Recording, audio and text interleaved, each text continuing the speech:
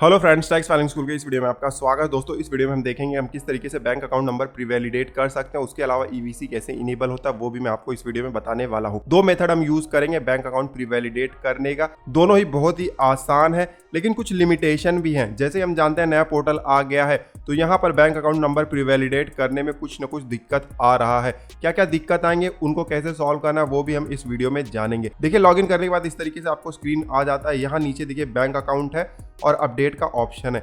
ध्यान देना, कभी कभी डैशबोर्ड पर आपको बैंक अकाउंट और अपडेट का ऑप्शन दिखाई नहीं देता है पोर्टल पर, क्योंकि पोर्टल का अभी इशू चल रहा है। तो ऐसा हो सकता है। अगर ना दिखाई दे तो आप यहाँ देखिए प्रोफाइल में जाइए, माय प्रोफाइल पर क्लिक कर दीजिए और यहाँ पर भी आपको माय बैंक अकाउंट ये ऑप्शन दिखाई दे रहा है। इस पर आपको क्लिक करके जाना है। फिलहाल हमारे केस में डैशबोर्ड पर दिखाई दे रहा है, तो हम बैंक अकाउंट और उसके सामने अपडेट का ऑप्शन है, इस पर क्लिक करेंगे। अब यहाँ पर इस तरीके से पेज आ जाता है माय बैंक अकाउंट। यहाँ पर एक बैंक खाता हमारे पोर्टल से लिंक है, ठीक है। यहाँ पर वैलिडेटेड दिखाई दे रहा है, तो यहाँ पर देखिए सिर्फ वैलिडेटेड दिखाई दे रहा है, ईवीसी इनेबल नहीं दिखाई दे रहा है। तो क्यों नहीं दिखाई दे रहा है उसके बारे में हम आगे वीडियो में बात करेंगे। बट हो सकता है कि आपके केस में यहाँ पर कोई भी बैंक खाता ना दिखाई दे रहा हो, या बैंक खाता दिखाई दे रहा हो तो वहां पर वैलिडेशन का एरर दिखाई दे रहा हो, जैसे कि नॉट वैलिडेटेड या वैलिडेशन इन प्रोग्रेस, इस तरीके का एरर दिखाई दे रहा हो। तो आप नए सिरे से बैंक खाता ऐड कर सकते हैं, जैसे कि हम आपको इस वीडियो में आगे बताएंगे। फिलहाल इस वीडियो में हम आगे बढ़ते हैं और ऐड बैंक अकाउंट, इस पर हम क्लिक करते हैं।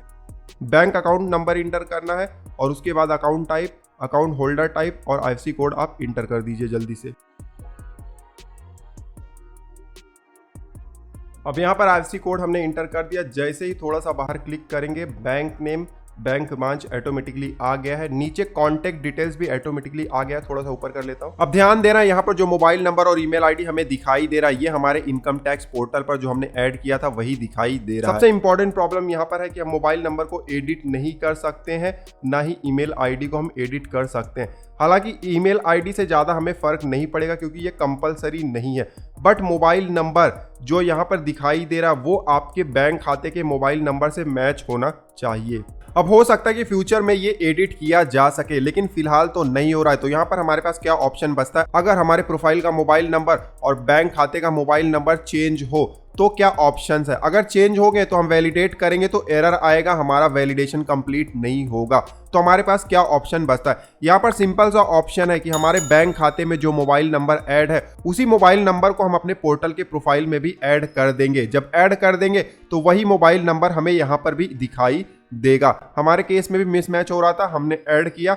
अब देखिए जो हमें मोबाइल नंबर दिखाई दे रहा है, ये बैंक में भी यही मोबाइल नंबर है और पोर्टल के प्रोफाइल में भी यही मोबाइल नंबर है। अब इनकम टैक्स पोर्टल पर हमें अपना मोबाइल नंबर कैसे चेंज करना, उसके अलावा ईमेल आईडी, एड्रेस साथ में ही चेंज होते हैं, तो कैसे चेंज करना उसका वीडियो हमने बनाया हुआ है। तो लिंक आपको नीचे डिस्क्रिप्शन में मिल जाएगा, तो आप चेकआउट कर सकते हैं। अब सारा डिटेल हमने भर दिया हुआ है, मोबाइल नंबर भी मैच हो रहा है, तो नीचे वैलिडेट का बटन है, इस पर हम क्लिक कर देंगे। इस तरीके से पॉपअप मैसेज आ गया, सबमिटेड सक्सेसफुली। नीचे जो दिया गया है उसको आप पढ़ सकते हैं, रिक्वेस्ट भेज दिया गया है, जल्दी स्टेटस आपको पता चल जाएगा, यही लिखा है। अब नीचे क्लोज पर हम क्लिक कर देंगे और इस तरीके से स्क्रीन आ जाता है। अब आप देख सकते हैं कि हमारा बैंक खाता वैलिडेटेड एंड ईवीसी इनेबल्ड हो गया है। मोबाइल पर ईवीसी आएगा लेकिन ईमेल आईडी पर नहीं आएगा। जैसे कि मैंने बताया, ईमेल आईडी जो यहाँ प्रोफाइल पर है वो हमारे बैंक खाते से लिंक नहीं है और हमें ज़रूरत फिलहाल नहीं है, क्योंकि ईवीसी मोबाइल पर आ जाएगा तो हम उसका इस्तेमाल कर लेंगे। तो इस बैंक खाते से अब हम अपना रिफंड भी रिसीव कर सकते हैं, उसके अलावा इनकम टैक्स रिटर्न ई वेरीफाई भी कर सकते हैं। अब ये जो पुराना वाला खाता है इसमें से रिफंड रिसीव किया जा सकता है, ई वेरिफिकेशन नहीं किया जा सकता है। तो इस पर ईवीसी इनेबल क्यों नहीं हुआ है आप सोच रहे होंगे। मैं आपको रीज़न भी बताता हूं और जो दूसरा तरीका है वो भी मैं आपको समझाता हूं। अब फिर से हम होम पेज पर आ गए हैं, यहाँ पर लॉगिन का ऑप्शन है, इस पर हम क्लिक करेंगे। इस तरीके से लॉगिन वाला पेज अब आ जाता है। यहाँ पर देखिए नीचे एक नेट बैंकिंग का ऑप्शन है, इस पर आपको क्लिक करना है। क्लिक करते ही इस तरीके से पेज आ जाएगा। अब यहाँ पर नेट बैंकिंग के जरिए हम लॉगिन कर सकते हैं। तो दूसरा तरीका नेट बैंकिंग के जरिए होता है। नेट बैंकिंग के जरिए अगर आप लॉगिन करते हैं ई फाइलिंग पोर्टल पर तो भी आपका बैंक खाता प्री वैलिडेट हो जाएगा और ईवीसी इनेबल हो सकता है। अब ईवीसी इनेबल कब होता है वो भी मैं आपको बता देता हूँ इस पेज पर। देखिए, हर बैंक का ईवीसी इनेबल नहीं होता, यहाँ पर लिस्ट दिया गया है।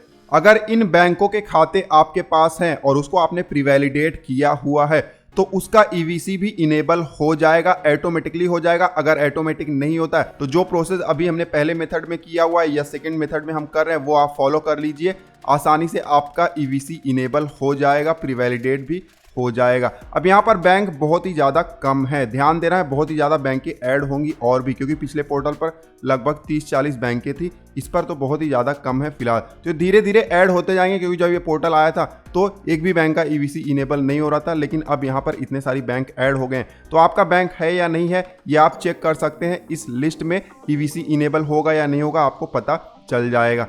फिलहाल सबसे पहले हम यहाँ पर एसबीआई बैंक सेलेक्ट कर लेते हैं, क्योंकि एसबीआई के नेट बैंकिंग के जरिए हम ई फाइलिंग पोर्टल पर लॉगिन करेंगे। तो सेलेक्ट कर लेते हैं, पेज आ जाएगा। यहाँ पर फटाफट हम जल्दी से लॉगिन कर लेते हैं। लॉगिन करने के बाद इस तरीके से होम पेज पर आ जाएंगे। ऊपर देखिए ई टैक्स का ऑप्शन है, इस पर क्लिक करना है। नीचे log in to e filing का ऑप्शन दिखाई देता है, इस पर क्लिक करना है। अब देखिए हमारा अकाउंट नंबर आ गया है, ऑटोमेटिकली सिलेक्टेड है, और नीचे सबमिट का बटन है, इस पर क्लिक कर देंगे। एक सिक्योरिटी पासवर्ड हमारे रजिस्टर्ड मोबाइल नंबर पर आ जाता है, वो रजिस्टर्ड नंबर जो कि हमारे बैंक खाते से जुड़ा हुआ है, उसको यहाँ पर इंटर करेंगे और नीचे सबमिट पर क्लिक कर देंगे। अब इस तरीके से डिटेल हमें दिखाई दे रहा है, account number, pan detail, IFSC code दिखाई दे रहा है। नीचे डिस्क्लेमर दिया गया, इसको आप पढ़ सकते हैं और उसके बाद कंफर्म पर क्लिक कर देंगे। अब यह पेज रीडायरेक्ट हो रहा है नए इनकम टैक्स पोर्टल की वेबसाइट पर। ध्यान देना है, इनकम टैक्स पोर्टल पर जो मोबाइल नंबर है और आपके बैंक में जो मोबाइल नंबर रजिस्टर्ड है दोनों सेम होना चाहिए, तभी लॉगिन होगा, अदरवाइज लॉगिन भी नहीं होगा, एरर आपको आएगा। तो हमारे केस में सेम है तो हमारा लॉगिन हो जाएगा। अब आप देख सकते हैं हमारा लॉगिन हो गया है इंटरनेट बैंकिंग के जरिए। डैशबोर्ड पर हम जाएंगे सबसे पहले। अभी फाइलिंग के जरिए आप जब लॉगिन कर लेते हैं, डैशबोर्ड पर जब आते हैं तो इस तरीके से स्क्रीन दिखाई देता है। यहाँ पर बैंक अकाउंट अपडेट का ऑप्शन दिखाई नहीं दे रहा है। कभी कभी ये पोर्टल पर इस तरीके का इश्यू आ जाता है, तो आपको चिंता की कोई बात नहीं। अगर यहाँ पर दिखाई नहीं दे रहा है, मोस्ट ऑफ द टाइम यहाँ पर दिखाई देगा, लेकिन अगर दिखाई नहीं दे रहा तो भी आप यहाँ पर जाइए माई प्रोफाइल में, और यहाँ पर आपको मिल जाता है माई बैंक अकाउंट, इस पर आपको क्लिक कर देना है। अब जिस बैंक के इंटरनेट बैंकिंग के जरिए हमने लॉगिन किया हुआ था वो खाता यहाँ पर जुड़ गया है और वैलिडेटेड भी हो गया और ईवीसी इनेबल्ड भी दिखाई दे रहा है। देखिए ईवीसी इनेबल कब दिखाई देगा मैंने आपको बता दिया, लिस्ट दिखाया हुआ था, आप चेक कर लेना कि आपके बैंक वहाँ पर दिखाई दे रहे हैं या नहीं दिखाई दे रहे हैं। ठीक है, तो यहाँ पर हमारा वैलिडेटेड और ईवीसी इनेबल हो गया है। अब यहाँ पर देखिए 3 डॉट दिखाई दे रहा है, इस पर क्लिक करेंगे तो आपको बहुत सारे ऑप्शंस मिल जाते हैं। व्यू बैंक डिटेल्स पर क्लिक करेंगे तो आपको पूरा डिटेल दिखाई देगा। देखिए पूरा जो आपका बैंक खाते का डिटेल है सब कुछ दिखाई दे रहा है। देखिए account classification net banking login के जरिए हुआ है। ठीक है, इसको हम क्लोज कर देंगे। उसके बाद देखिए यहाँ पर ईवीसी आप डिसेबल भी कर सकते हैं, लेकिन कोई ज़रूरत नहीं है। बैंक अकाउंट को आप रिमूव भी कर सकते हैं। जब रिमूव करने जाएंगे तो ये आपसे पूछेगा, देखिए रिमूव करने जाएंगे तो आपसे पूछेगा कि अकाउंट बंद हो गया है या डीएक्टिवेट हो गया है। अगर आप रिमूव कर देंगे तो आपको रिमूव्ड बैंक अकाउंट में लिस्ट दिखाई देगा। ठीक है, उसके बाद रीवैलिडेट का ऑप्शन आता है। रीवैलिडेट का मतलब मान लीजिए यहाँ पर कुछ एरर आ रहा है, नॉट वैलिडेटेड दिखाई दे रहा है या ईवीसी इनेबल नहीं है, जबकि आपका बैंक लिस्ट में है फिर भी नहीं है, तब आप रीवैलिडेट भी कर सकते हैं। रीवैलिडेट में भी सारे ऑप्शन वही आते हैं जो कि ऐड बैंक अकाउंट में आते हैं। अगर आप रिवैलिडेट कर रहे हैं या ऐड बैंक अकाउंट में कुछ कर रहे हैं और गड़बड़ हो जाता तो इस तरीके से आपको एरर आएगा और ये एरर जल्दी सॉल्व नहीं होता है। वैलिडेशन इन प्रोग्रेस यही आपको हमेशा दिखाते रहेगा।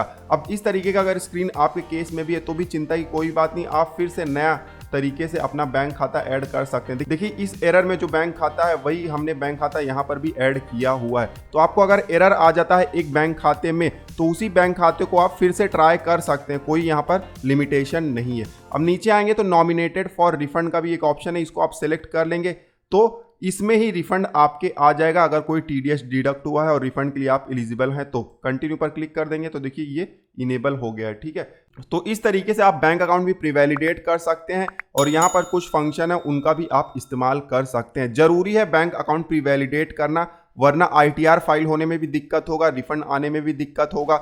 और अगर आपका वैलिडेट हो जाता है, ईवीसी इनेबल हो जाता है तो रिफंड भी आसानी से आएगा। उसके अलावा आप अपना इनकम टैक्स रिटर्न भी ई वेरीफाई कर सकते हैं। आई होप कि ये वीडियो आपके लिए यूजफुल रहा होगा। इस वीडियो में बस इतना, मिलते हैं आपसे अगले वीडियो में, तब तक आप हंसते रहें, मुस्कुराते रहें। धन्यवाद।